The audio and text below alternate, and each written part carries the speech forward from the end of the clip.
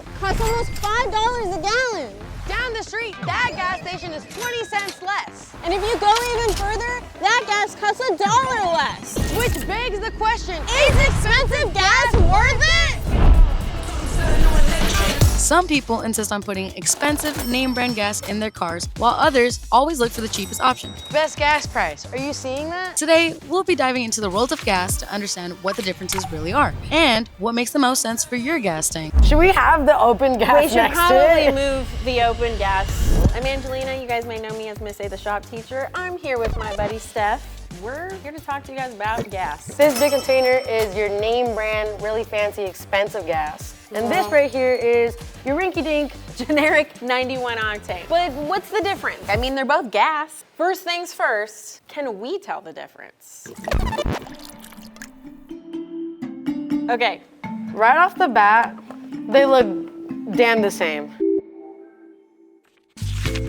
they look very similar. They both look like water.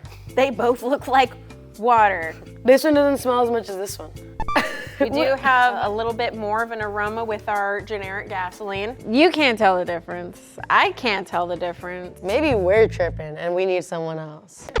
We know they both burn. This wouldn't be a show about gas unless we blew something up. So how could we do this? What's the best, most entertaining?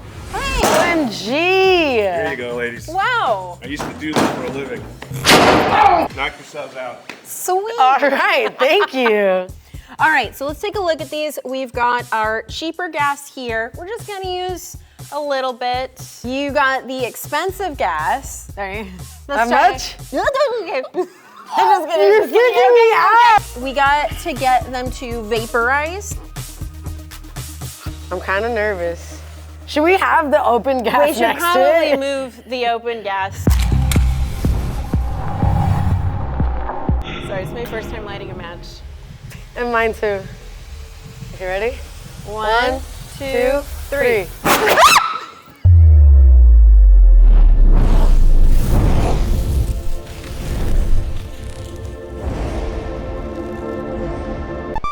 Oh my God! Honestly, right off the bat, This one felt like a bigger combustion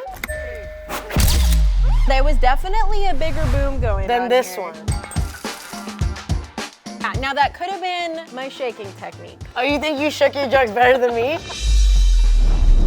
Okay, so this isn't exactly a scientific test to prove one gas is better than the other, but the point we're trying to make here is cheap and expensive gasoline both basically do the same thing. They combust. So let's talk about what the heck is even in gasoline. It's not just one thing. Think of it like a cocktail. We've got different hydrocarbons. These hydrocarbons react with oxygen, and when they combust, that's what's making the booms in the engine.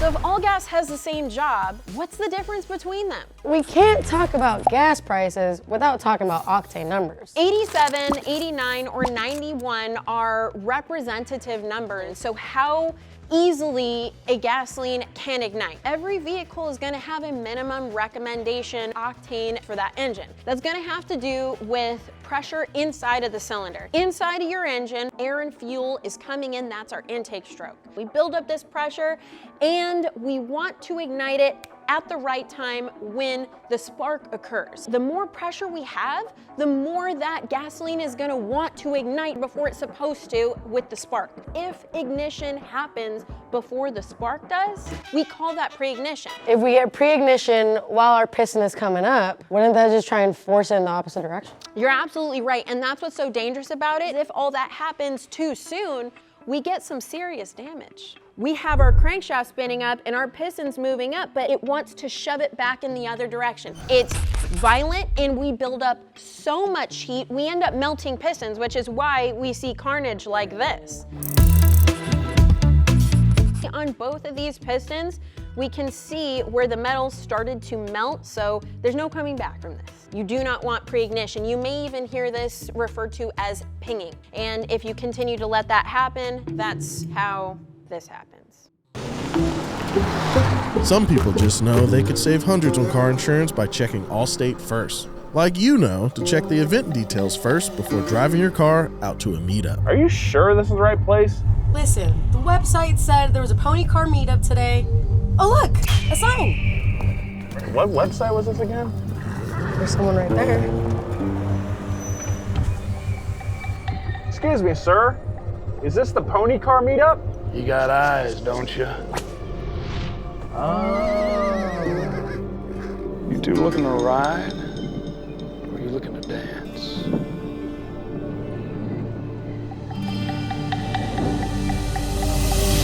Rolling it up. We're going. We're gonna get out of here. Okay. Yeah, get out of here now, please. We're going. Dang it, why don't nobody want to dance with me anymore? Yeah, checking first is smart. So check Allstate first for a quote that could save you hundreds. You're in good hands with Allstate. Click the link below to learn more. So some of you guys watching this right now might be shitting your pants. No, I'm just kidding.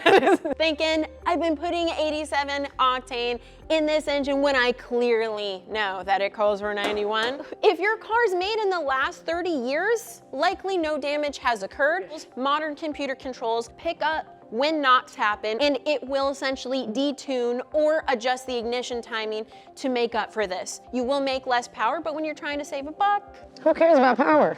but all in all, if your car calls for 91, you're gonna get more horsepower by putting 91 in it. But the real question, these are both 91. Why is one $1 more? Additives. Additives. Combustion is messy. We get carbon and a bunch of other gunk, and that's gonna decrease performance and maybe even cause some engine damage. That's why we use additives, which you guessed it, makes gas more expensive. The EPA has a minimum standard for the amount of additives that must be added to fuel to lower pollution and maintain engine performance. This is called the LAC, or Least Additive Concentrate. All gasolines sold in the US must meet these standards. Top tier gasolines go above and beyond these standards, adding more of the stuff designed to keep your engine and its components running optimally. So if we're using gas with the minimum amount of additives for a long period of time, the problems start to stack up. I'm gonna go ahead and take this bore scope and we're gonna snake it through one of the holes in the intake for the fuel injector, and we're gonna take a look at the carbon deposit on top of the intake valves. If you're using gas that doesn't have enough additives, you may end up with a valve that looks like this. OMG, look So at all we that.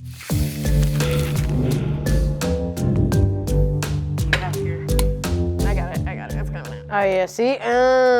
Teamwork makes the dream work. Beautiful baby valve. Look at that disgusting baby valve. It's not even beautiful. Yeah. Now that's pretty nasty. Carbon deposits can lead to a valve not seating properly and it won't close. That could lead to a burnt valve. It could also lead to sticking valves. Basically, a whole slew of problems that are a huge headache. And now looking at how nasty it is, especially down here, it's likely a combination of issues.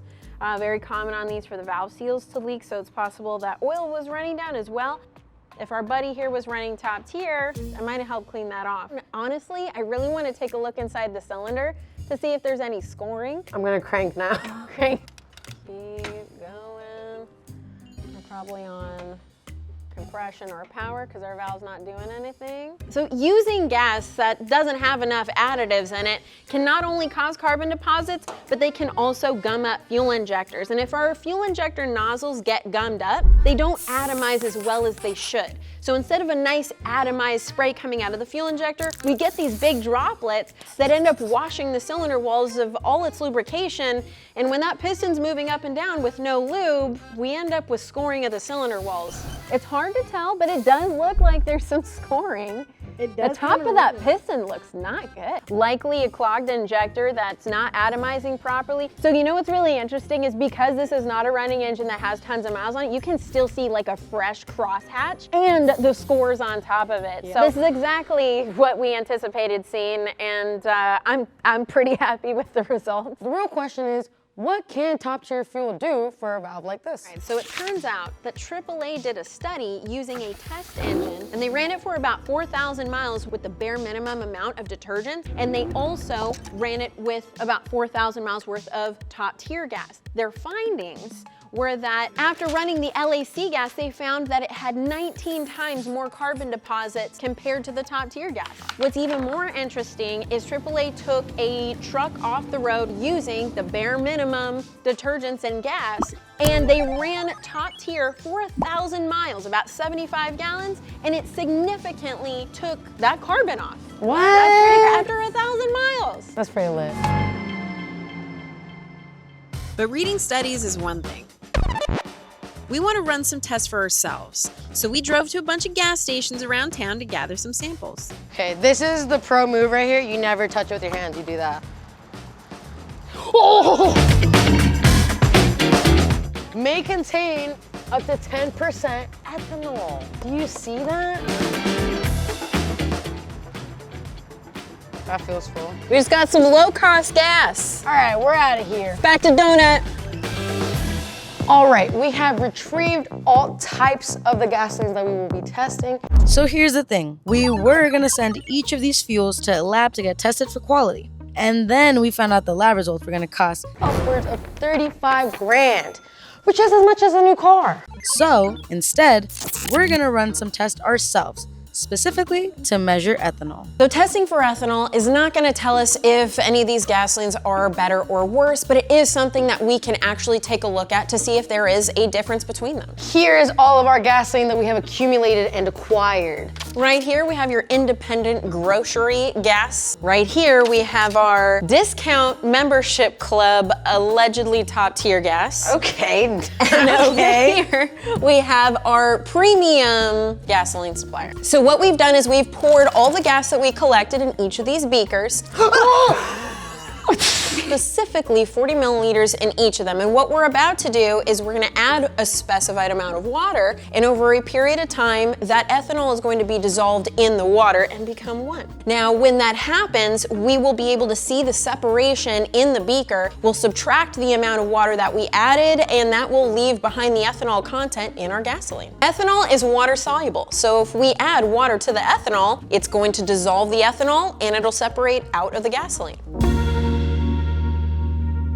Okay, so we waited about 15 minutes or so to let everything settle, and with our grocery gas, it looks to be that our 87 has about 1 milliliter of ethanol in it, about 2.5%. Our grocery 91 has about 2 milliliters, so about 5%. Mid-level discount membership club gas looks like it has none, which is interesting. And our premium gas station gas looks to be about the same between 87 and 91, which is 2 milliliters out of the 40 milliliters, so about 5%. So I was actually expecting a little bit more because ethanol is a cheap additive. Now, this test isn't telling us whether one is better than the other. It's simply showing us there is a difference between them. Let's talk about independent gas stations and where they're getting their gas. Sometimes independent gas stations can be getting the leftover Shell or the leftover Arco, and other times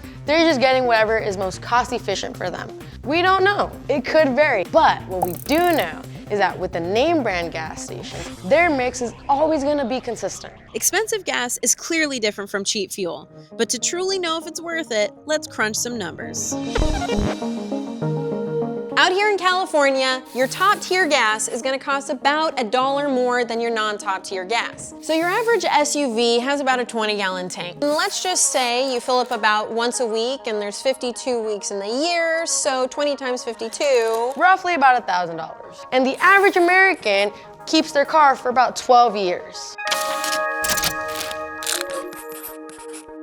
Is it worth saving $12,000? It sounds like it, but remember that stuff we were talking about before? Fuel injectors, carbon deposits, valves. The cost of some of these repairs, let's take the cheapest one, your fuel injectors. Your fuel injectors get clogged. To clean them or to replace them can cost us, what, about a couple of grand at least? And guess what? We're two mechanics and we're here to tell you it's never just the injectors. Let's say you gotta go 2 services within 12 years, or even 3. Now that's a lot more money coming out of your pocket that you thought you saved, but it's not really a savings if you gotta pay the mechanic to fix your car. Scoring of cylinder walls requires a full rebuild, which is going to be many thousands of dollars depending on the engine. That may actually depend on the gas you use throughout its life. Is that $12,000 worth the risk of all of those other repairs? I can tell you this much. Since we started doing this video, all of us around here have started using top tier in our tanks. Let's review. We looked at all the studies. We saw the physical difference in gas stations. We did the math. So now you know what we know. Is expensive gas really worth it? Part of that is up to you. But it is to us.